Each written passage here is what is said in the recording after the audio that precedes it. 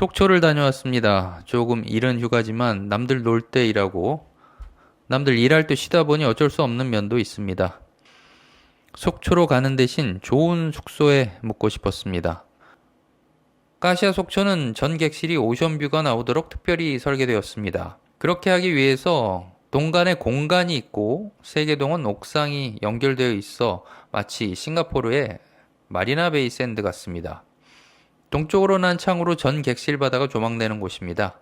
반얀트리 계열의 리조트이고 신축에다가 바다 뷰입니다. 혹할 수밖에 없는 조건인데 문제는 가격입니다. 조식 포함 2박 가격이 74만 2,600원이었습니다. 좋아 보이기는 한데 이 정도 가격이면 풀빌라에 묵어도 될 가격 아닌가요? 가장 먼저 정차한 곳은 속초 중앙 재래시장 근처의 속초 문어국밥입니다. 기대했던 문어국밥보다 문어 비빔국수가 더 맛있습니다. 물회보다 더 새콤달콤한 맛에 문어국밥은 메인 디쉬 자리를 내주고 말았습니다. 음식 가격도 만만치 않습니다. 문어국밥이 15,000원, 문어 비빔국수가 만원입니다. 여행을 왔을 때 하지 말아야 할 말이 자꾸 떠오릅니다. 카시아 호텔에 도착했습니다. 주말에는 체크인만 20분이 걸린다고 했지만 평일이고 아직 본격적인 휴가철이 아니어서 그런지 무척 한산했습니다. 리조트의 기분을 내려는 것인지 직원들은 파란색 티를 입고 있었습니다. 4층 로비가 있는 곳에 인피니트 풀도 있어서 슬쩍 들여다보았습니다. 넓지 않았습니다. 많은 인원을 수용할 수는 없어서 그랬는지 입장료만 개인당 8만원으로 투숙객만 이용할 수 있다고 합니다.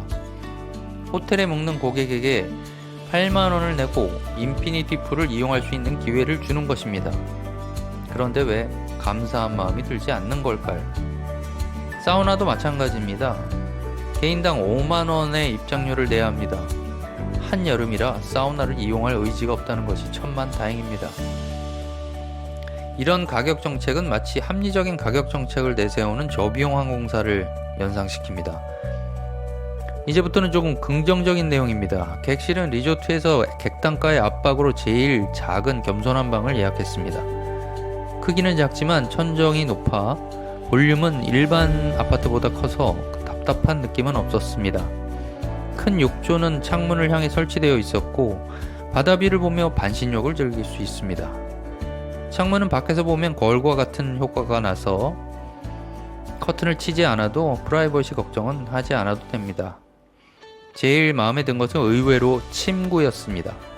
두꺼우면서도 덮고 있어도 덮지 않은 침구와 조금은 견고하면서도 푹신한 매트리스 덕에 스테이 내내 정말 꿀잠을 잤습니다.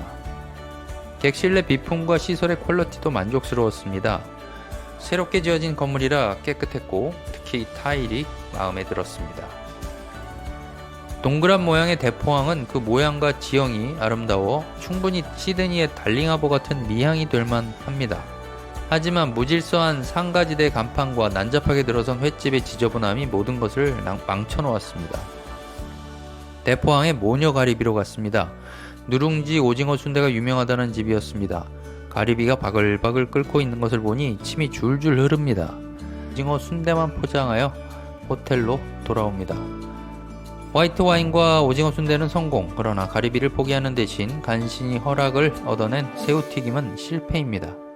싸지도 않은 4개 만원인 왕새우는 너무 여러 번 기름에 입수를 했는지 무척 두꺼운 옷을 입고 있었습니다.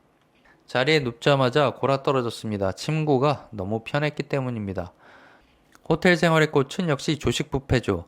음식의 종류와 퀄리티는 넘치지도 모자라지도 않았습니다. 음식 중에 유독 입을 즐겁게 했던 것은 감자 스프와 김 부각 그리고 쌀국수입니다.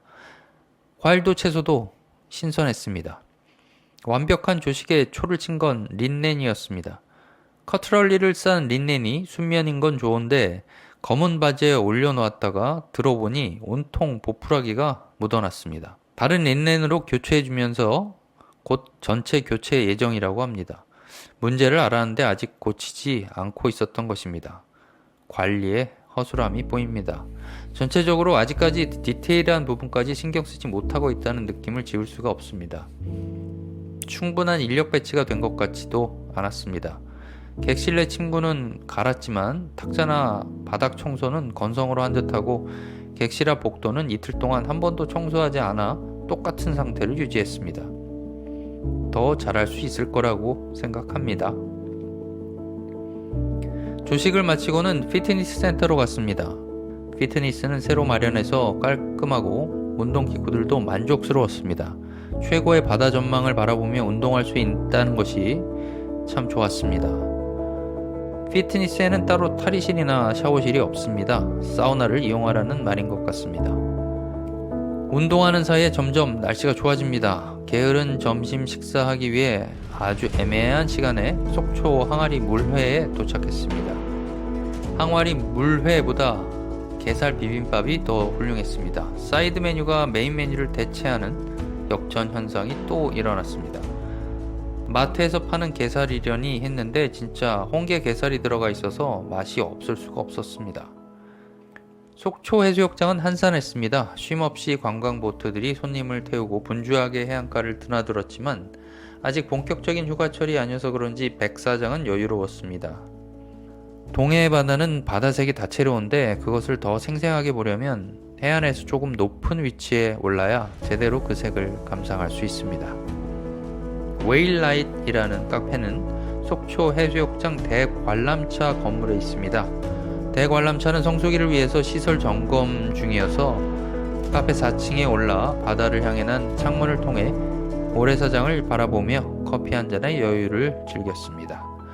배가 부르니 또 걸어야 할 곳이 필요합니다. 가까이 있는 영랑호로 달려갔습니다.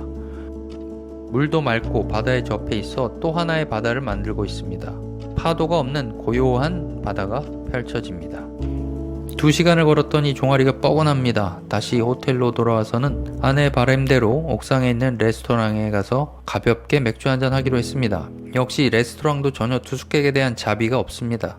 감자튀김 10,000원, 생맥주 한 잔에 18,000원, 브리타 토마토 27,000원, 칵테일 25,000원.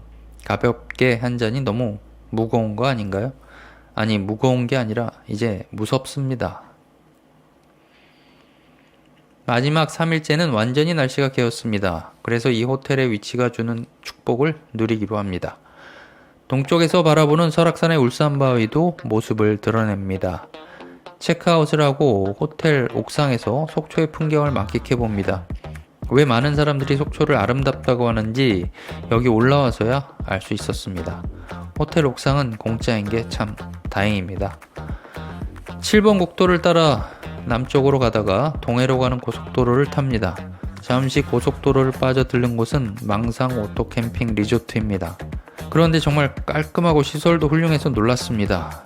예약하기가 그렇게 힘들다고 하더니 왜 그런지 그 이유를 알 것 같았습니다. 아이들이 있는 가족 단위 투숙객들에게는 여름을 위해 최고의 피서지가 될 만합니다. 독립적인 해변과 아이들을 위한 적당한 크기의 물놀이 시설, 그리고 해변 카페와 화장실, 샤워실 등 정말 널찍널찍한 공간을 여유있게 사용하고 있습니다. 숙박비가 20만원대로 저렴하진 않지만 속초에서 다른 숙소 가격을 생각하면 감사해야 할 것 같습니다. 아이스 아메리카노 한 잔과 함께 한낮 해풍을 실컷 맞으며 다음엔 이곳을 다시 찾으리라는 다짐을 해봅니다.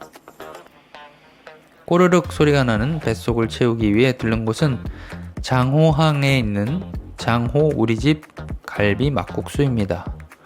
좋아하는 온육수도 없고 그 흔한 막국수여서 전혀 기대감 없이 골목을 돌아 들어갔지만 막상 막국수 한 젓가락 뜨자 홀랑반하게 되었습니다. 식사를 마치고 한국의 나폴리라는 장호항의 스노클링 스팟을 찾아갔습니다. 다행히 아직까지 사람이 많지는 않아서 스노클링 하는 곳까지 진입해서 주차를 할 수 있었지만 주말이나 성수기에는 주차 전쟁이 벌어질 듯 합니다. 그래도 물색과 바위가 만드는 풍경이 특별한 곳임에는 분명합니다. 하루 이틀 머무르면서 해수욕을 즐기기엔 이만한 곳이 없을 듯 합니다. 올여름 행복한 휴가 보내시기 바랍니다. 감사합니다.